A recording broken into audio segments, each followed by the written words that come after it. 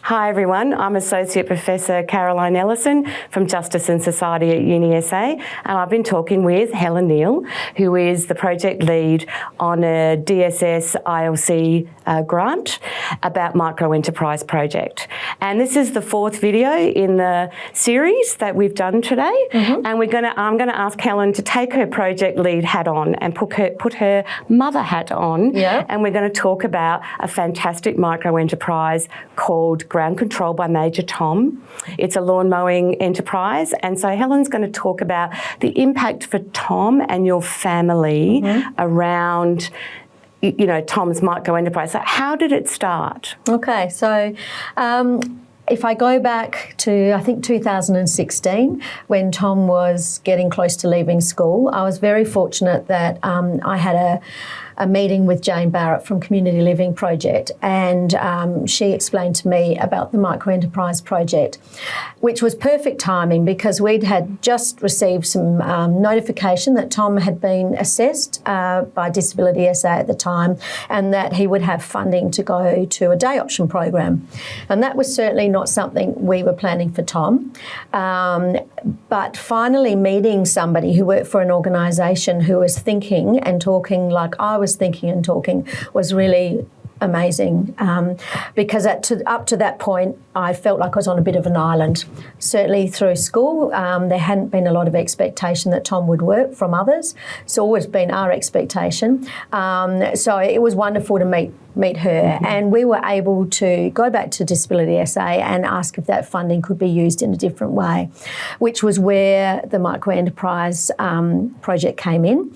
Tom was allocated a consultant, and she helped us go through the discovery process. We already knew that Tom liked to be outside, and that we taught him how to mow, and he liked mowing, and we thought that would be a good start. It was something to start with. So through working with the consultant, she helped us invite some people in to form an enterprise management group, and we recruited a PA who worked with Tom for the first 3 years, and they started off, and he finished school on a Friday and he started his business on the Tuesday. And that was with 2 customers and half a day a week. So we shared his name. Ground Control by Major Tom has been very successful. People like that, and so that's been shared among friends and family. And he did some mail drops, so we had some flyers made. He started walking around independently around his neighbourhood and beyond, which was the first time he'd been able to do that. Had a real purpose to do that. So he went off and people started to call, and suddenly he was working 2 days a week and he was building up his customer base. And if we go to where he is now, 7.5 years later, he averages 70 regular customers and works four full days a week. And I joke, but I don't really. I say that this is a child I never got to school on time, and suddenly he's up at 5:30 or 6 every morning dressed and ready for work because he absolutely loves it. So for me, it's just been an absolute joy and pleasure to watch him grow and develop and learn so many new skills and feel so good about himself. His confidence has grown enormously, and it's given him so many opportunities I didn't expect. Yeah, so, I mean, I have to confess he mows my lawn, and You're one of his original customers. Thank you. Does a damn fine job, and his social media is like he uses all the typical, you know, things that a small business would use. He uses social media, and I'm always happy to share and go, get Tom to do it. But also he text messages, you know, a day or a couple of days before. If he can't come, he text messages and says, look, this has happened, or it's raining, or it's, you know, I can't come. Can I come tomorrow instead? It's very good communicator, and you were saying he does all that himself now. He didn't initially. So, you know, we started small. He started small. He had to learn how to work. We all, when we start working, we have to have work hard in us. So building up that change from school and going out into work. So for a few years, it was about really finessing the skills and being up and ready and doing that part of work. But as time has gone on, he's learnt more and more skills. So instead of his PA or me in the early days letting people know if he was coming and doing his bookings. Now Tom does all of that. So he has a diary system, he has a card system.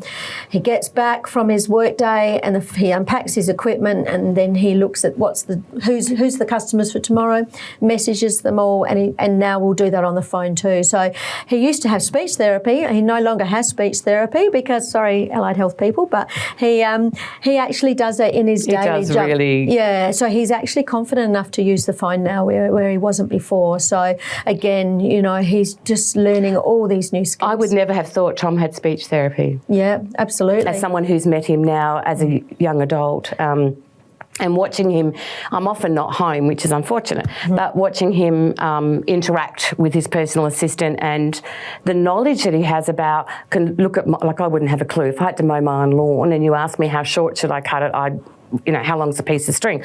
Tom can look at my lawn and go, Caroline likes her lawn done every 3 weeks or 4 weeks in the winter.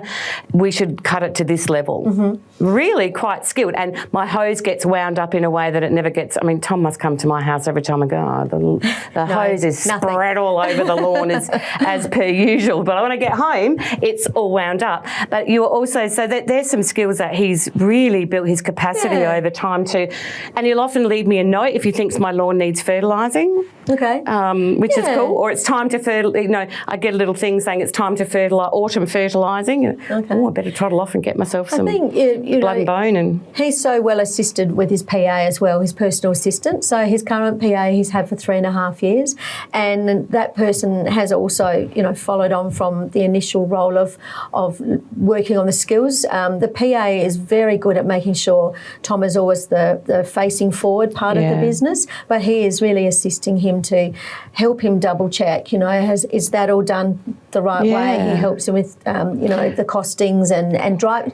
He helps us to do the things he can't currently do. And we always say he doesn't do yet, because we now know Tom has capacity to keep learning, as all people do. So just because he doesn't currently whippersnipper doesn't mean that he won't. So there's lots of opportunities for continued learning, which is great. Well, I think it's a really great example. And you were saying too earlier in a conversation that Tom's now looking at moving out of home, and he's sharing a home. And when he returns to his family home, he actually behaves in a much more adult way. Yeah, well, he's growing up. He's 26 now, and if he'd stayed home forever, and certainly if he hadn't worked, he wouldn't have been aware of the things that go on.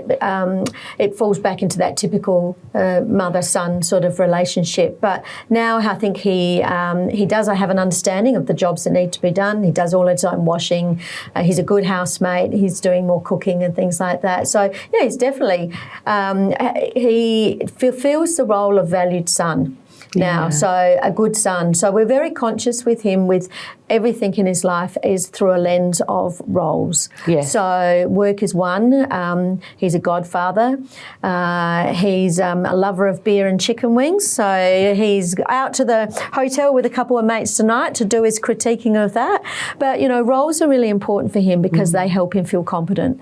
And he's a brother. He's got a sister. Absolutely. And he's a good brother. Got, other nieces and nephews. And so he now fulfills all of those roles, and in a really typical way. Yeah. Like, I look at photos of holidays and things with you as a family, and, really I'd have to say pick the person with a disability, because you can't. No. Well, when he's wearing a sombrero, holding a cocktail with an umbrella in it, he just looks like every other holiday maker. Absolutely. I think if we think typical and ordinary, that is the way for a good life. And so the more we can share that as well, we're really conscious of what are other 26-year-old young men doing? Where are they?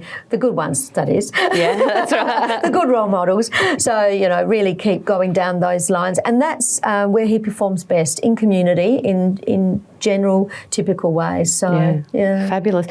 Just one last thing, what does he do in his free time?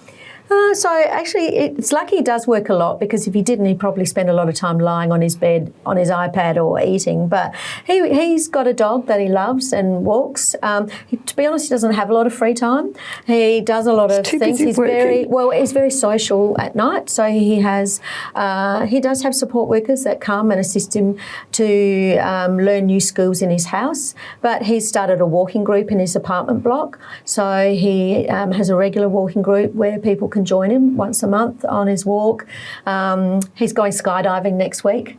So he's a bit of a thrill seeker. So he's either, trying to jump out of the plane or ride a jet ski or something like that. So he's got his L's, and it's his goal, his long-term goal to drive. So yeah, he's busy. He is busy. Yeah. So, well, thank you for sharing that. My pleasure. And I think as a family, it's a. We sometimes feel as parents of young people that live with diversity that what is the future going to be? And I think that micro-enterprise, as we've heard in this series of videos today, is a way of, whether it's a young person just leaving school or someone living with disability who's older, or even someone who's older that had a career doing something else.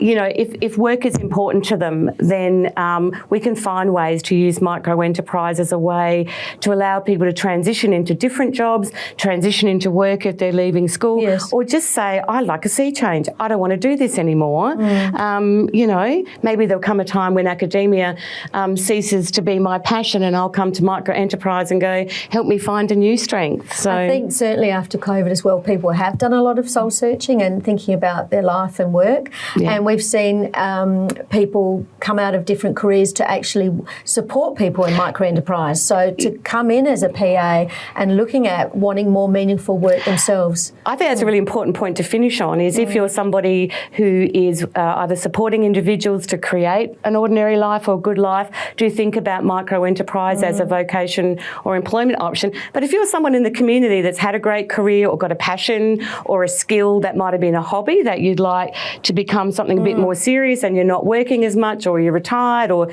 you have some free time, do think about what you can contribute as a PA. Absolutely. To the life of someone who is trying to develop a micro-enterprise. And that can either be as a PA or part of someone's management group. Enterprise management group. Absolutely, So I'd like to say a big thank you, Helen, for your time and generosity, to Community Living Project, Jane Barrett and Wendy and the team for everything that Community Living Project does. Also to DSS for the funding for this project to create greater awareness about micro-enterprise. So if you want more information, head to the Community Living Project website. Thank you. Thanks.